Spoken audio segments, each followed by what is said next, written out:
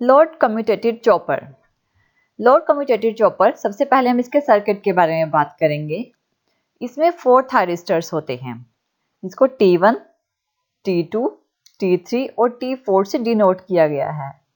बीच में capacitor connected होता है और इनपुट जो कि सोर्स वोल्टेज, जहाँ से सोर्स वोल्टेज प्रोवाइड करते हैं, वो इनपुट के साथ कनेक्टेड होती है और आउटपुट से हम लोड के अक्रॉस आउटपुट लेते हैं और ये फ्री व्हीलिंग डायोड के साथ कनेक्टेड होता है।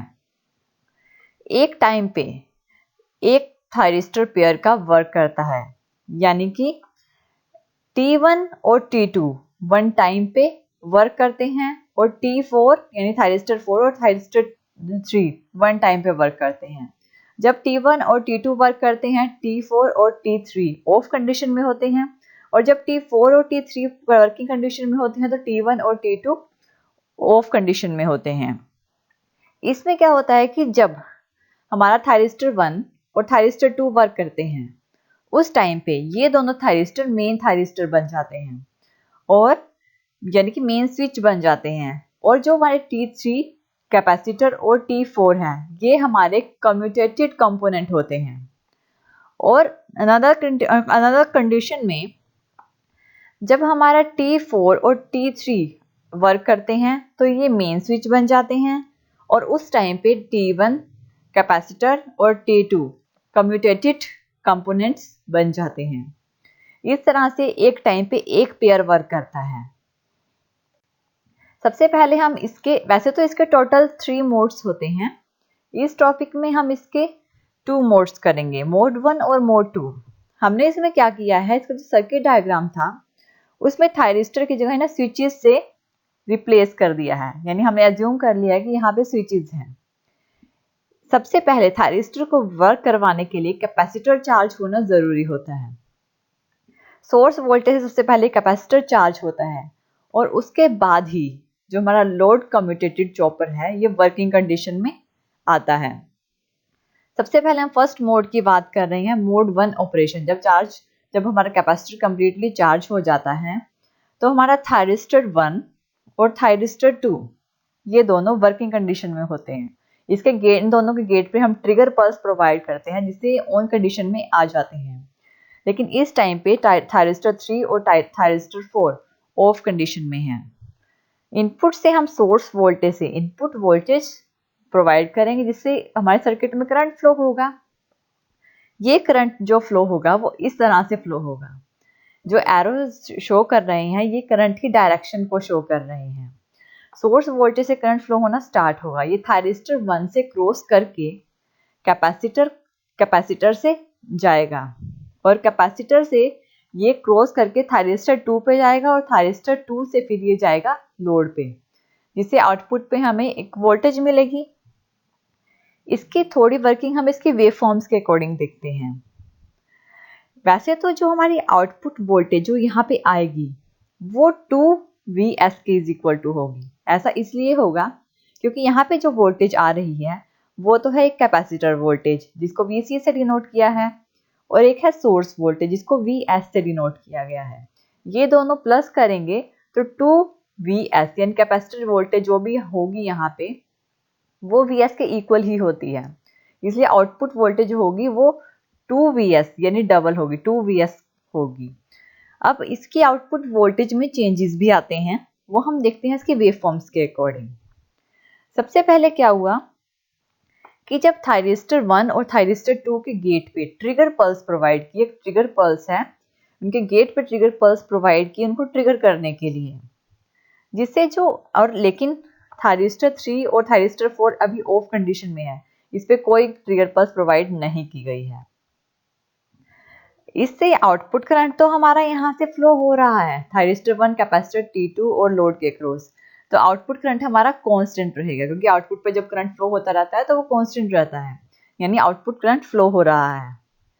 लेकिन जो कैपेसिटर वोल्टेज है वो क्या है, जब स्टार्टिंग में जब ये वर्क करना स्टार्ट किया था तब वो Vs थी यानी सोर्स वोल्टेज के इक्वल थी। लेकिन जब इसमें से करंट फ्लो होना स्टार्ट हो गया तो वोल्टेज क्या हो जाती है, डिक्रीज होना स्टार्ट हो जाती है और वो वोल्टेज डिक्रीज हो गए 0 से माइनस में चली जाती है, यानी -Vs तक चली जाती है। और जो आउटपुट वोल्टेज है वो जब कैपेसिटर, यहाँ पे हमारी जो सोर्स वोल्टेज ये वाला पॉइंट है, जब Vs के इक्वल थी इस पॉइंट पे, उस टाइम पे जो आउटपुट वोल्टेज है वो 2Vs आ रही थी। ऐसा इसलिए हो रहा था कि ये वाली वोल्टेज और ये वाली वोल्टेज जो कैपेसिटर के क्रॉस वोल्टेज थी दोनों प्लस होके आउटपुट पे जा रही थी, तो ये यहाँ पे 2Vs आ रही थी। लेकिन जैसे जैसे कैपेसिटर की वोल्टेज डिक्रीज करने लगी, इसमें से करंट फ्लो होना स्टार्ट हो गया, तो आउटपुट वोल्टेज भी डिक्रीज होने लगी। और जब कैपेसिटर वोल्टेज नेगेटिव में चली गई तो आउटपुट वोल्टेज 0 पे आ गई।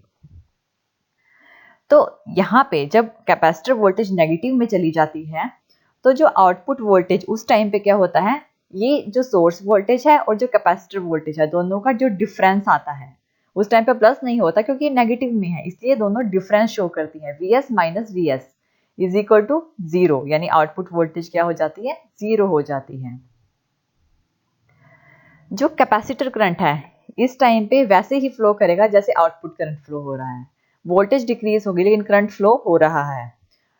जब वोल्टेज डिक्रीज होती है, करंट रेगुलर फ्लो करता है तो वोल्टेज डिक्रीज होने लग जाती है। इस टाइम पे फ्री व्हीलिंग डायोड कोई वर्क नहीं कर रहा है, इसलिए ये स्टिल 0 रहेगा, इसमें कोई करंट फ्लो नहीं हो रहा है।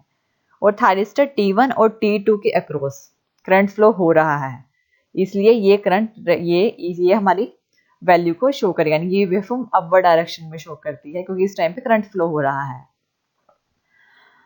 और थायरिस्टर T3 और T4 के क्रॉस कोई करंट फ्लो नहीं हो रहा है, इसलिए ये सिर्फ 0 रहेंगे। और थायरिस्टर T1 और थायरिस्टर T2 के अक्रॉस जो वोल्टेज है वो इस टाइम पे 0 होगी। ऐसा इसलिए होगा कि जब करंट फ्लो करने लग जाता है कंप्लीटली तो वोल्टेज क्या हो जाती है, 0, क्योंकि कोई वोल्टेज ड्रॉप होती ही नहीं है, इसलिए वोल्टेज 0 होगी और करंट रेगुलर फ्लो करेगा।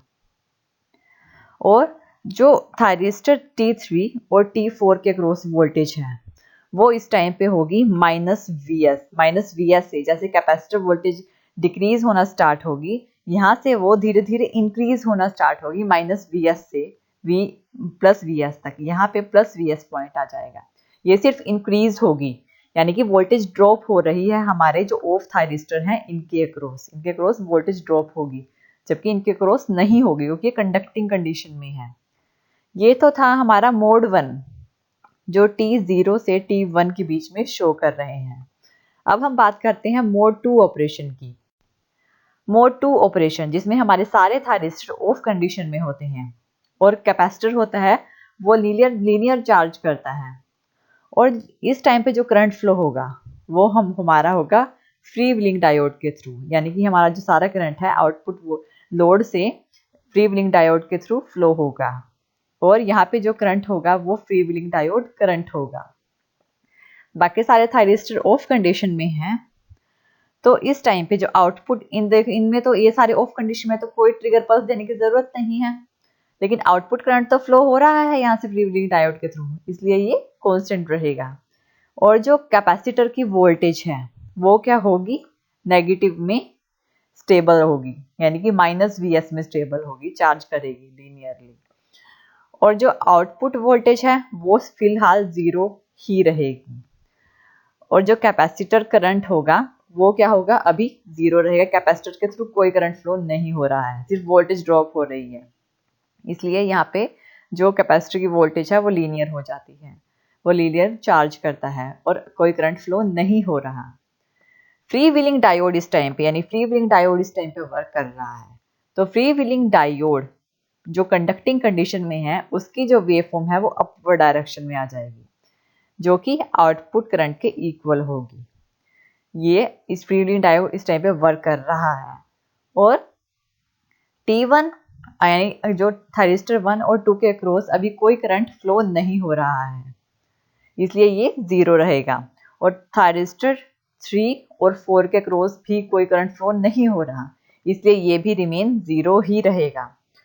और जो थायरिस्टर 1 और 2 के अक्रॉस जो वोल्टेज है वो क्या होगी, थोड़ी सी नेगेटिव में होगी, बिल्कुल माइनर नेगेटिव में होगी, नियर अबाउट 0 होगी। और T3 और T4 के अक्रॉस जो वोल्टेज ड्रॉप हो रही है वो पॉजिटिव Vs होगी, पॉजिटिव Vs कंडीशन में, ये तो है हमारा मोड 2 जो कि T1 और T2 टाइमिंग पीरियड के बीच में कर रहा है, वर्क कर रहा है। ये हमारा मोड 2 है लोड कम्यूटेटेड चॉपर का। इस तरह से हम इसमें मोड 1 और मोड 2 के बारे में हमने बात की है। इसके मोड 3 के बारे में हम अपने नेक्स्ट टॉपिक में बात करेंगे। ये हमारा load commutated chopper. Thank you.